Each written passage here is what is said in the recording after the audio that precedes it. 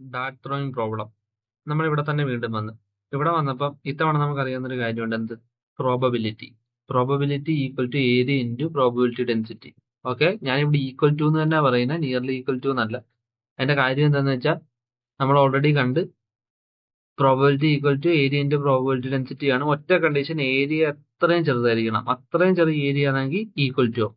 മനസ്സിലായില്ല? നമ്മളിവിടെ equal to എന്ന് വിളിക്കുന്നതിന്റെ കാര്യം എന്ന് വെച്ചാൽ നമ്മളിവിടെ ഡാർട്ടാണ് എന്ത് ചെയ്യുന്നത്. നമുക്കറിയാം ഡാർട്ടിന്റെ ടിപ്പ് എന്തുമാത്രം ഉണ്ട്, വളരെ കുഞ്ഞതാണ്. ഒരു നീഡിന്റെ തിക്നെസ് ഉള്ള ടിപ്പ്. ഓക്കെ, അതിന്റെ ഏരിയ വളരെ ചെറുതാ. സോ അത് ചെന്ന് കൊള്ളുന്ന ഏരിയയുടെ പ്രോബബിലിറ്റി കണ്ടുപിടിക്കാൻ നമുക്ക് അവിടുത്തെ പ്രോബബിലിറ്റി ഡെൻസിറ്റിയും ആ ടിപ്പിന്റെ ഏരിയ മതി. അവിടെ നമുക്ക് എന്തൊട്ട് probability equal to area into probability density എന്ന് തന്നെ വിളിക്കാം. ഓക്കെ, കാരണം ടിപ്പിന്റെ ഏരിയ അത്രയും ചെറുതാണ്. ഓൾറെഡി പറഞ്ഞല്ലോ, നമ്മൾ ഓൾറെഡി പറഞ്ഞിട്ടുള്ള കാര്യമുണ്ട്. പ്രോബബിലിറ്റി ആയിട്ട് സിംഗിൾ പോയിന്റ് നമുക്ക് ഒരിക്കലും കണ്ടുപിടിക്കാൻ പറ്റത്തില്ല, സീറോ. എന്താ സിംഗിൾ പോയിന്റ് എന്ന് ഞാൻ ഉദ്ദേശിച്ച കാര്യം എന്താണെന്ന് മനസ്സിലായി? എന്ത്? ഒരു മൈക്രോസ്കോപ്പിക് പോയിന്റ്. ഓക്കെ, ഇവിടെ നമ്മൾ മൈക്രോസ്കോപ്പിക് പോയിന്റിനെ കുറിച്ചല്ല പറഞ്ഞുകൊണ്ടിരിക്കുന്നത്. ഒരു ഏരിയ, എന്ത്? ഡാർട്ടിന്റെ ടിപ്പിന്റെ എത്ര ഏരിയ ഉള്ള ഒരു ഭാഗത്ത് നിന്ന് കൊള്ളാനുള്ള കാര്യം പറഞ്ഞുകൊണ്ടിരിക്കുന്നത്. ഓക്കെ, ഇത് ഫോളോ ചെയ്ത് വന്നവർക്ക് അറിയാം എന്താ ഞാൻ അങ്ങനെ പറഞ്ഞെന്നുള്ള കാര്യം. അപ്പം നമുക്കിപ്പോൾ അറിയാവുന്ന കാര്യമുണ്ട് പ്രോബബിലിറ്റി. ഇനി നമുക്ക് പ്രോബബിലിറ്റി എന്താന്ന് കിട്ടി? എന്ത്? Area into probability density. എന്നാൽ എന്താ ഈ പ്രോബബിലിറ്റി ഡെൻസിറ്റി? കാരണം പ്രോബബിലിറ്റി കിട്ടണമെങ്കിൽ പ്രോബബിലിറ്റി ഡെൻസിറ്റി വേണമല്ലോ. അപ്പോൾ എന്താ ഈ പ്രോബബിലിറ്റി ഡെൻസിറ്റി? നമുക്കറിയാവുന്നൊരു കാര്യമുണ്ട്. Probability density is directly proportional to e raise to minus r square. എന്ത്? Directly proportional to e raise to minus r square. അല്ലാതെ probability density equal to e raise to minus r square അല്ല. മനസ്സിലായോ? Directly proportional to e raise to minus r square. അങ്ങനെയാണെങ്കിൽ നമുക്ക് എന്ത് ചെയ്യാം? ഈ proportionality മാറ്റാൻ ഒരു കോൺസ്റ്റന്റ് ഇട്ട് മൾട്ടിപ്ലൈ ചെയ്യാം. നമുക്ക് ഓൾറെഡി പണ്ടോട്ടേ അറിയുന്ന കാര്യമൊന്നുമല്ല. അപ്പോൾ എന്താ? Probability density equal to C into e raise to minus r square. അപ്പൊ എന്താണ് ഈ സി? ഇനി ഈ സി ആണ് നമുക്ക് വേണ്ടുന്നത്. ഓക്കെ, ഈ സി കണ്ടുപിടിക്കാൻ വേണ്ടി നമുക്കൊരു കാര്യം ചെയ്യാം. നമുക്ക് ബെൽ കർവിന്റെ അണ്ടറിലുള്ള ടോട്ടൽ വോളിയം കണ്ടുപിടിക്കണം. ഇതിനാണെന്ന് ചോദിക്കല്. നമ്മൾ ഇനി അങ്ങോട്ട് പോകുമ്പോൾ നമുക്ക് മനസ്സിലാവും എന്തിനാ ഇത് കണ്ടുപിടിച്ചതെന്ന്. ഭയങ്കര ഇമ്പോർട്ടന്റ് ആയിട്ടൊരു കാര്യമാണ്. നമുക്ക് ബെൽ കർവിന്റെ അണ്ടറിലുള്ള ടോട്ടൽ വോളിയം കണ്ടുപിടിക്കണം. എന്നാലേ നമുക്ക് ആ സി ഫാക്ടർ കണ്ടുപിടിക്കാൻ പറ്റും. ഓക്കെ, ഇനി അതുകൊണ്ട് പിന്നെ ഉപകാരമുണ്ട്. Total volume കണ്ടുപിടിക്കുന്നുണ്ട്. എന്താണെന്ന് പറഞ്ഞുതരാം. അപ്പോൾ എന്ത് ചെയ്യാം? നമുക്ക് നമ്മുടെ ബെൽ കർവിലോട്ട് പോകാം. ഓക്കെ, ഇവിടെ കണ്ടല്ലോ. ഇവിടെ എനിക്ക് പറയാനുള്ളൊരു കാര്യമുണ്ട്. നിങ്ങൾ ഒരിക്കലും ഈ വിഷ്വലൈസേഷൻ കണ്ടിട്ട് ഈ ബെൽ കർവ് ഇവിടുന്ന് സ്റ്റാർട്ട് ചെയ്ത് ഇവിടം കയറി ഇവിടം വരെ വന്ന് തീർന്നു എന്ന് വിചാരിക്കില്ല. അല്ലെങ്കിൽ ഇവിടുന്ന് സ്റ്റാർട്ട് ചെയ്ത് ഈ മേളിൽ കൂടെ വന്ന് കയറി ഇവിടം വരെ വന്ന് തീർന്നു എന്ന് വിശ്വസിക്കില്ലേ. ബെൽ കർവ് നെഗറ്റീവ് ഇൻഫിനിറ്റിന്ന് വന്ന് പോസിറ്റീവ് ഇൻഫിനിറ്റിയിലോട്ട് പൊക്കൊണ്ടേയിരിക്കുക. അതുപോലെ തന്നെ ഇവിടെ നെഗറ്റീവ് ഇൻഫിനിറ്റിന്ന് വന്ന് പോസിറ്റീവ് ഇൻഫിനിറ്റിയിലോട്ട് പോയിക്കൊണ്ടേയിരിക്കുക. അതായത് ഈ കാണുന്ന വട്ടം മാത്രമല്ല നമ്മുടെ ബെൽ കർവ്. ഓക്കെ, മനസ്സിലായല്ലോ? നമ്മുടെ ബെൽ കർവ് ഇനി ഇങ്ങനെ ഇൻഫൈനൈറ്റ് ആയിട്ട് ഇങ്ങനെ പരന്ന് കിടക്കുക. അല്ലാതെ ഈ കാണുന്ന ഇത്രയും കൊച്ചു വട്ടം മാത്രമല്ല. ഇത് ഞാൻ കാണിക്കാനുള്ള വിഷ്വലൈസേഷന്റെ എളുപ്പത്തിന് വേണ്ടി ഇവിടം വരെ മാത്രം വെച്ച് ലിമിറ്റ് ചെയ്തേക്കുക. കാരണം ഇവിടെ തന്നെ കണ്ടല്ലോ ഓൾറെഡി അത് പരന്ന് താഴെ തൊട്ടു ഓൾമോസ്റ്റ്. ഓക്കെ, ഇനി അങ്ങോട്ട് പോകുന്നതും ആ വളരെ ചെറിയ ഗ്യാപ്പേ ഉള്ളൂ. ഇങ്ങനെ പൊക്കൊണ്ടേയിരിക്കുക. സോ ഇത് ഇങ്ങനെ പൊക്കൊണ്ടേയിരിക്കും. മനസ്സിലായോ? അപ്പൊ നമ്മൾ എന്താ ഈ കാണുന്ന ബെൽ കർവിന്റെ അണ്ടറിലുള്ള ടോട്ടൽ വോളിയം കണ്ടുപിടിക്കാൻ പോകും. എങ്ങനെ കണ്ടുപിടിക്കും? നമുക്ക് രണ്ട് മെത്തേഡ് അപ്ലൈ ചെയ്യാം.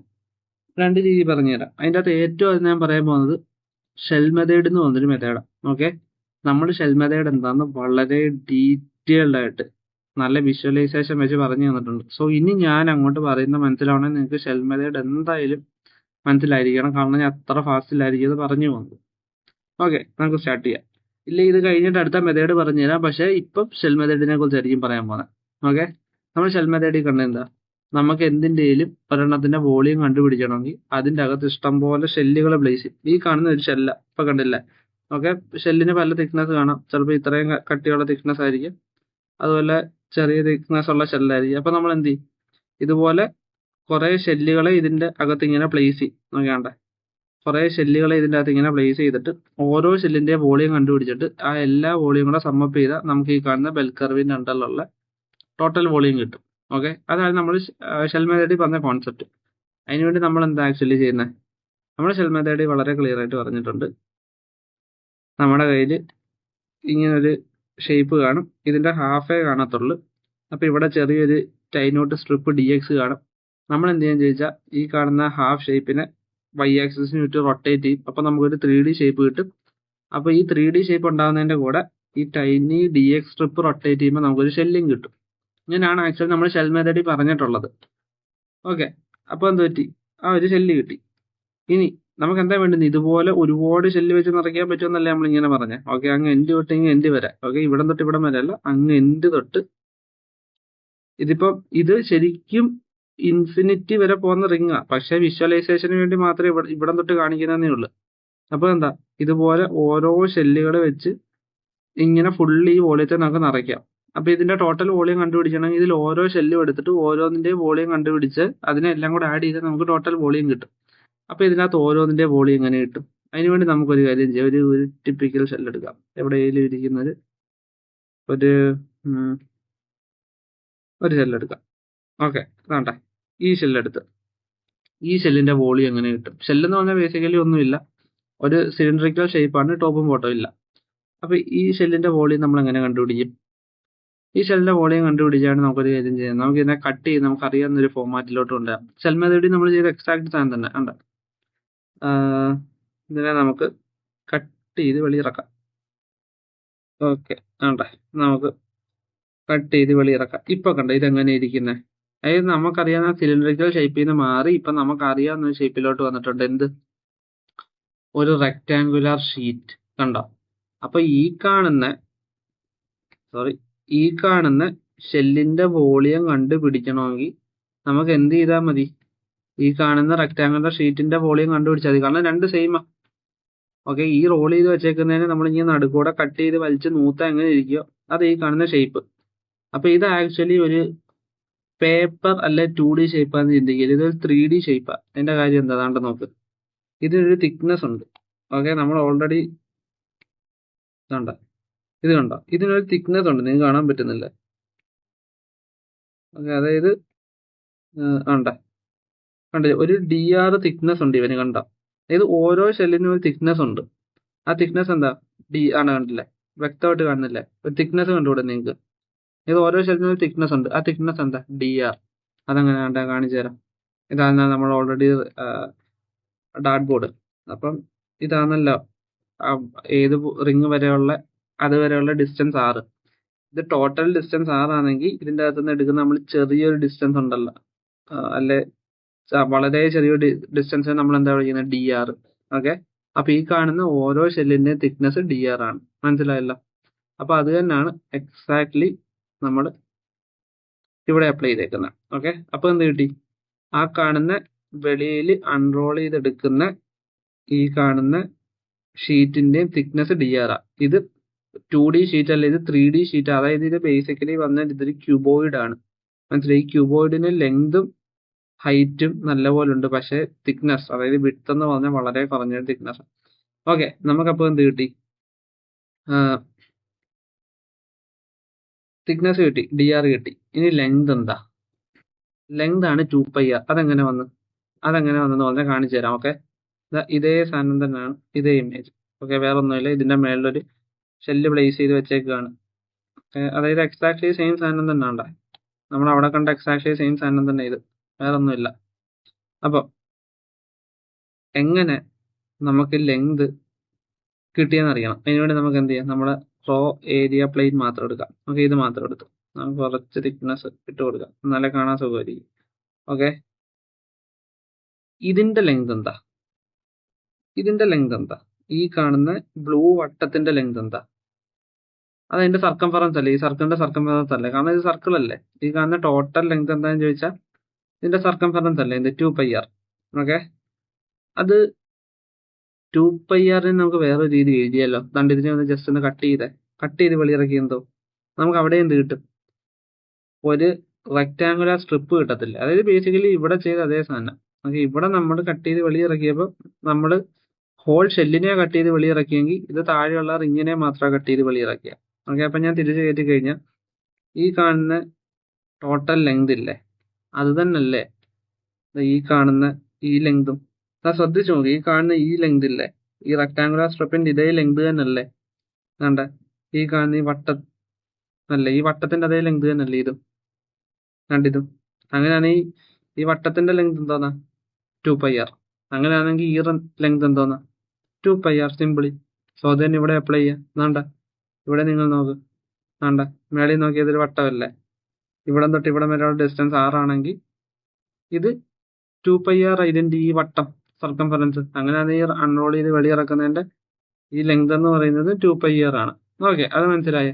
അപ്പൊ നമുക്ക് എന്ത് കിട്ടി? തിക്നെസ് കിട്ടി, ലെങ്ത് കിട്ടി. ഇനി ഹൈറ്റ് കൂടെ കിട്ടണം. ഇത് മൂന്നും കൂടെ കിട്ടി നമുക്ക് വോളിയം കിട്ടും. നമ്മൾ ഓൾറെഡി നേരത്തെ തൊട്ടേ പറയുന്നുണ്ട് ഹൈറ്റ് എന്തോന്നാണ്. ഹൈറ്റ് അവിടുത്തെ പ്രോബബിലിറ്റി ഡെൻസിറ്റി ആയിരിക്കും ആക്ച്വലി തരിക. മനസ്സിലായ? അപ്പം ഇവിടുത്തെ ഹൈറ്റ് എന്താ? നമ്മൾ ഓൾറെഡി പറഞ്ഞു പ്രോബബിലിറ്റി ഡെൻസിറ്റി എന്താ? C into e⁻². അപ്പൊ എന്ത് കിട്ടും? ഇവിടുത്തെ height C into e⁻². Okay, അങ്ങനെയാണ് ഓരോ ഷെല്ലിന്റെ വോളിയം എന്താ? കാരണം നമുക്ക് ഹൈറ്റും കിട്ടി, ലെങ്തും കിട്ടി, വിഡ്ത്തും കിട്ടി. അപ്പം ഓരോ ഷെല്ലിന്റെ വോളിയം എന്ത് കിട്ടും? 2πr into C into e⁻² into dr എന്ന് കിട്ടി. ഓക്കെ, അതാണ് ഓരോ ഷെല്ലിന്റെ വോളിയം. അപ്പൊ നമുക്ക് എന്ത് വേണം? ഈ എല്ലാ ഷെല്ലിന്റെയും വോളിയം വേണം. ഓക്കെ, എന്നാലല്ല അതിനെ മൊത്തം ആഡ് ചെയ്യാൻ പറ്റും. അപ്പൊ നമ്മൾ എന്ത് ഇന്റഗ്രേറ്റ്. ഓക്കെ, അതാണ് ബേസിക്കലി സംഭവിക്കുന്നത്. അതുകൊണ്ട് ഞാൻ നിങ്ങൾക്ക് മനസ്സിലായില്ല, വിഷ്വലി ഞാൻ കാണിച്ചു തരാം. അതായത് ഇപ്പൊ എൻ്റെ ഒരു ഷെല്ല് അങ്ങാണെങ്കിൽ വേണ്ട, ഇതുപോലെ ഓരോ ഷെല്ലും ഞാൻ എടുത്തോണ്ട് വന്നിട്ട് എല്ലാത്തിനെയും മൾട്ടിപ്ലൈ. അതിപ്പോ വേണ്ട, ഷെല്ലിന്റെ തിക്നെസ് കൂടുതലാണേ കണ്ട ഇവിടെ ഇവിടെയും ഇവിടെയും ഇവിടെ എല്ലാം ഗ്യാപ്പ് ഉണ്ടായിരിക്കും. അപ്പോൾ എന്ത് കിട്ടും? നമ്മൾ കാൽക്കുലേറ്റ് ചെയ്യുന്ന അത്ര ആക്യുറസി കിട്ടത്തില്ല. നമ്മൾ കണ്ടുപിടിക്കുന്ന ഷെൽ മെത്തേഡ് വെച്ച് കണ്ടുപിടിക്കുന്ന ടോട്ടൽ വോളിയത്തിന് നമ്മൾ എന്ത് ചെയ്യും? dr എത്രത്തോളം ചെറുതാവോ അത്രത്തോളം അവർ ആക്യുറേറ്റ് ആണെന്നാണ്. കണ്ടില്ല? നിങ്ങൾ നോക്കണ്ട, ആക്യുറേറ്റ് ആവുന്നുണ്ടില്ല. വേണ്ട, അതാണ് മെയിൻ സാധനം. നിങ്ങൾ നോക്കിയാൽ നിങ്ങൾക്ക് മനസ്സിലാവുന്നുണ്ട്. ഇതെല്ലാം ഓരോ ഷെല്ലുകളാണ്. കണ്ട, നിങ്ങൾക്ക് കറക്റ്റ് വ്യക്തമായിട്ട് നോക്കിയേ കണ്ട, ഇതൊരു ഷെല്ലാണ്, ഇതൊരു ഷെല്ലാണ്, ഇതൊരു ഷെല്ലാണ്, ഇതൊരു ഷെല്ലാണ്, ഇതൊരു ഷെല്ലാണ്. കണ്ട, ഷെല്ലുകൾ ഇങ്ങനെ അടുക്കി വെച്ചേക്കോ. ഷെല്ല് കണ്ട, ഈ ഷെല്ല് വെച്ച് നിറച്ചേക്കും കേട്ടോ. കണ്ട, നടുക്കത്തെ പോലും കണ്ട, ഈ ഷെല്ലുകൾ വെച്ച് നിറച്ചേക്കുന്ന ഷേപ്പാണിത്. അപ്പോൾ ഓരോ ഷെല്ലിന്റെയും വോളിയം കണ്ടുപിടിച്ചിട്ട് ടോട്ടലി ചെയ്താൽ മതി. ഇത് തന്നെ നമ്മൾ ഷെൽ മെത്തേഡ് ചെയ്തുകൊണ്ടിരുന്നത്. നമുക്ക് എക്സാക്ട്ലി പറഞ്ഞ അത് തന്നെ. അപ്പോൾ എന്ത് ചെയ്ത് കണ്ടുപിടിക്കാൻ വേണ്ടി നമുക്ക് എല്ലാ ഷെല്ലിന്റെയും വോളിയം ആഡ് ചെയ്യണം. അതിനെന്താ നമ്മൾ ചെയ്യുക? അതിന്റെ എന്താ ലിറ്ററലി നമ്മൾ അവിടെ ഷെൽ മെത്തേഡ് ചെയ്തുകൊണ്ടിരുന്നത് ഇന്റഗ്രേറ്റ്, അതായത് integral of sum of all the volumes. അപ്പൊ ഇവിടെ ഇന്റഗ്രേറ്റ് ചെയ്യുമ്പോൾ റേഞ്ച് ആരാ? റേഞ്ച് ആണ് ശ്രദ്ധിക്കേണ്ടുന്നത്. -∞ തൊട്ട് +∞ വരെ അല്ല, 0 തൊട്ട് +∞ വരെ. ഇതെന്താണെന്ന് ഷെൽ മെത്തേഡിൽ വളരെ ക്ലിയർ ആയിട്ട് പറഞ്ഞിട്ടുണ്ട്. കാരണം നമ്മൾ ഇത്രയും മാത്രം ഉണ്ടായിരുന്ന ഒരു ഷേപ്പിനെ എടുത്ത് റൊട്ടേറ്റ് ചെയ്യുമ്പോഴാണ് ഈ 3D ഷേപ്പ് കിട്ടുന്നത്. അതുപോലെ ഓരോ ഷെല്ല് കിട്ടുന്നത് ആ കാണുന്ന റൈറ്റ് സൈഡിൽ ഉണ്ടായിരുന്ന ഒരു ചെറിയ dx തിക്നെസ് ഉള്ള സ്ട്രിപ്പ് റൊട്ടേറ്റ് ചെയ്യുമ്പോഴാണ് ഒരു ഷെല്ല് കിട്ടുന്നത്. അപ്പോൾ ഒരു റൊട്ടേഷനിൽ തന്നെ ഒരു ഷെല്ല് ഈ കാണുന്ന റൈറ്റ് സൈഡും ലെഫ്റ്റ് സൈഡും കവർ ചെയ്ത് വരുന്നുണ്ട്. അതുകൊണ്ട് നമ്മൾ എപ്പോഴും 0 തൊട്ട് +∞ വരെ എടുക്കും. എനിക്ക് മനസ്സിലായിട്ടുണ്ട്. നിങ്ങൾക്ക് ഇത് പറഞ്ഞാൽ മനസ്സിലായി കാണത്തില്ല. പക്ഷേ ഷെൽ മെത്തേഡ് കണ്ടിട്ട് വന്നവർക്ക് അത് കറക്റ്റ് മനസ്സിലായിട്ടുണ്ടായി. കാരണം അവിടെ ഞാൻ വളരെ ഡീറ്റെയിൽ ആയിട്ട് വന്നിട്ടുണ്ട്. അങ്ങനെ ഒന്നുകൂടെ റിപ്പീറ്റ് ചെയ്യുന്നില്ല. അപ്പൊ നമുക്ക് എന്ത് ചെയ്യാം? നമുക്ക് അങ്ങനെ വോളിയം കണ്ടുപിടിക്കുന്നത് ടോട്ടൽ വോളിയം. ഓക്കെ, ഇവിടാണ് ഒരു പ്രശ്നം. ഇവിടെ നമ്മൾ ടോട്ടൽ വോളിയം കണ്ടുപിടിക്കാൻ വന്നെന്ന് വെച്ചോ. അപ്പം ഇതിന്റെ അകത്ത് ഈ ഇന്റഗ്രലിന്റെ അകത്ത് C എന്ന് പറഞ്ഞ സാധനം കാണും. എവിടുന്നാണ് നിങ്ങൾക്ക് മനസ്സിലായി കാണുമല്ലോ. അതായത് വോളിയം ഓഫ് ഈച്ച് ഷെൽ എന്താ? 2πr into C into e⁻² into dr എന്നാ. അപ്പൊ ഒരു C അവിടെ എങ്ങനെ പോയാലും കിടപ്പുണ്ട്. അപ്പൊ ഈ ഇന്റഗ്രലിന് വെളിയിൽ ഈ C വന്ന് കിടക്കും, ഈ കോൺസ്റ്റന്റ് വന്ന് കിടക്കും. ഓക്കെ, അപ്പൊ C വെളിയിൽ വന്നാൽ പിന്നെ എന്തുകൊണ്ട് ഇന്റഗ്രലിന്റെ അകത്ത് integral of 2πr into e⁻² into dr എന്ന് കിട്ടും. From 0 to ∞. ഓക്കെ, ഇത്രയും കിട്ടിയേ. നമുക്ക് തൽക്കാലം അത് അവിടെ വെക്കാം. തൽക്കാലത്തേക്ക് അത് അവിടെ വെക്ക്. നമുക്കൊരു കാര്യം കൺസിഡർ ചെയ്യാം. നമ്മൾ ഇവിടെ ഫോർ ദിസ് പർപ്പസ് നമ്മൾ ഇവിടെ ഒരു ബെൽ കർവ് എടുക്കുക. നമ്മൾ ഓൾറെഡി പറഞ്ഞല്ലോ probability density equal to C into e⁻² ആണ്. ഈ ഒരു പർപ്പസിന് വേണ്ടി നമുക്ക് CA1 എന്ന് എടുക്കാം. ഓക്കെ, മറ്റേത് അവിടെ വെക്ക്. അത് ഞാൻ പറഞ്ഞത് ഇത്രയും നേരം നമ്മൾ ചെയ്ത അവിടെ ഇരിപ്പുണ്ട്. എന്ത്? C ഇൻറ്റു e⁻² വെച്ച് പ്രോബബിലിറ്റി കണ്ടുപിടിക്കുന്ന അവിടെ ഇരിപ്പുണ്ട്. ഫോർ ദിസ് പർപ്പസ് നമുക്ക് എന്ത് ചെയ്യാം? ഇനി പറയാൻ പോകുന്നതിന് CA1 എന്ന് നമുക്ക് എടുക്കാം. അപ്പൊ CA1 ആക്കുമ്പോൾ നമുക്ക് കിട്ടുന്ന ഇക്വേഷൻ എന്ന് പറഞ്ഞാൽ എന്ത്? അതാണ്ട, നമുക്ക് ഇനി ടോട്ടൽ വോളിയം കണ്ടുപിടിക്കാം. CA ഇപ്പൊ 1 ആക്കി, C വെളി ഉണ്ടായിരുന്നു, CA 1 ആക്കി. അപ്പൊ എന്താ ടോട്ടൽ വോളിയം എന്ന് പറഞ്ഞാൽ sum of volume of each ring. Volume of each ring എന്ന് പറഞ്ഞാൽ area of ring into height, വേറെ ഒന്നുമില്ല. ഇത് റിംഗ് എന്ന് പറഞ്ഞാൽ ശല്യമാണ്. അപ്പോൾ എന്താ 0 to infinity 2πr into e raised to minus r square into dr, അതായത് length into height into width. Okay, അപ്പോൾ എന്ത് ചെയ്യാം, നമുക്ക് ഇതിൻ്റെ അത് നമ്മുടെ പൈ എന്ന് പറഞ്ഞ കോൺസ്റ്റന്റിന് എടുത്ത് വെളിയിടാം. 0 to infinity 2r into e raised to minus r square into dr. നമുക്കൊരു കാര്യം ചെയ്യാം, യുവിനെ ആർ സ്ക്വയർ എന്ന് സബ്സ്റ്റിറ്റ്യൂട്ട് ചെയ്യാം. അപ്പോൾ ഡി യു എന്തോ 2r dr എന്ന് കിട്ടും. അപ്പോൾ ടോട്ടൽ വോളിയം എന്താവും, യു വെച്ച് സബ്സ്റ്റിറ്റ്യൂട്ട് ചെയ്താൽ pi into integral of e raised to minus u du from 0 to infinity എന്ന് കിട്ടും. ഈ 0 to ഇൻഫിനിറ്റി കിട്ടിയ റേഞ്ച് എന്താണെന്ന് മനസ്സിലാവണം. ഞാൻ ഇപ്പോഴേ പറഞ്ഞു, നിങ്ങൾക്ക് ഷെൽ മെത്തേഡ് എന്താണെന്ന് അറിയണം. അതേ ഷെൽ മെത്തേഡ് തന്നെയാണ് നമ്മൾ ഇവിടെ അപ്ലൈ ചെയ്തേക്കുന്നത്. ഓക്കെ, അപ്പോൾ നമ്മുടെ ഇന്റഗ്രൽ എടുത്തു കഴിഞ്ഞാൽ നമുക്ക് ആക്ച്വലി എന്ത് കിട്ടും, അതായത് e raised to minus യുവിന്റെ ഇന്റഗ്രൽ എന്തോന്ന് തന്നെ e raised to minus u എന്ന് തന്നെ. അതായത് എക്സ്പോണൻഷ്യൽ ഫംഗ്ഷൻ അങ്ങനെ ഒരു പ്രത്യേകത ഉണ്ടല്ലോ, ഡെറിവേറ്റീവ് ആന്റി ഡെറിവേറ്റീവ് എല്ലാം സെയിം ആയിരിക്കും. അപ്പോൾ ടോട്ടൽ വോളിയം എന്ന് പറഞ്ഞാൽ കിട്ടും pi into e raised to minus u into 0 to infinity എന്ന് കിട്ടും. അപ്പോൾ എന്താ 0 to ഇൻഫിനിറ്റി, നമുക്ക് ആ വാല്യൂസിനെ പ്ലഗ് ഇൻ ചെയ്യാം. അപ്പം അപ്പർ ലിമിറ്റ് ഇൻഫിനിറ്റി എടുത്തിട്ട് കൊടുക്കുക. e raised to minus infinity എന്ന് പറഞ്ഞാൽ എന്താണോ 0. എങ്ങനെ നിങ്ങൾ പ്ലഗ് ഇൻ ചെയ്ത് നോക്കുക, നിങ്ങൾക്ക് മനസ്സിലാവും. 1 e raised to ഇൻഫിനിറ്റി എന്ന് വരും, ഈക്വൽ ടു 1 ഇൻഫിനിറ്റി എന്ന് കിട്ടും. 1 ഇൻഫിനിറ്റി എന്താണെന്ന് അറിയില്ല, 0 ആണ്. ഓക്കെ, അപ്പോൾ എന്ത് കിട്ടി, e raised to ഇൻഫിനിറ്റിയെ പ്ലഗ് ഇൻ ചെയ്തപ്പോൾ നമുക്ക് 0 എന്ന് കിട്ടി.